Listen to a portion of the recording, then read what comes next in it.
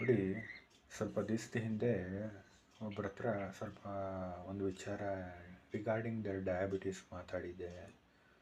ಅವ್ರಿಗೆ ಹೇಗೆ ಅಂತಂದರೆ, ಒಂದು 20 ವರ್ಷದಿಂದ ಡಯಾಬಿಟೀಸ್ ಇದ್ದು ನಾರ್ಮಲ್ ಟ್ಯಾಬ್ಲೆಟ್ಸ್ಗಳು ತೊಗೊಂಡು ಅವರು ಒಂದು ಸತಿ ಬಂದು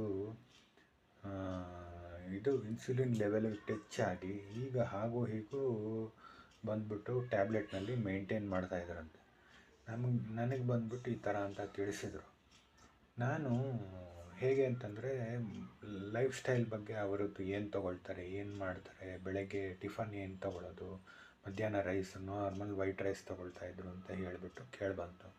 ಅವರಲ್ಲಿ ಬರೀ ಒಂದೇ ಒಂದು ನಾರ್ಮಲ್ ವೈಟ್ ರೈಸಿಂದ ಬ್ರೌನ್ ರೈಸಿಗೆ ಚೇಂಜ್ ಮಾಡಿಸಿ, ಮತ್ತು ಸ್ವಲ್ಪ ಬೆಳಗ್ಗೆ ಬಂದುಬಿಟ್ಟು ಒಂದು ಏನು ಅಂತಂದರೆ ಮೆಂತ್ಯ ಪುಡಿ ಒಂದು ತಗೊಳ್ಳೋದಕ್ಕೆ ಅಂತ ಅವ್ರಿಗೆ ಇನ್ಸಿಸ್ಟ್ ಮಾಡಿದೆ.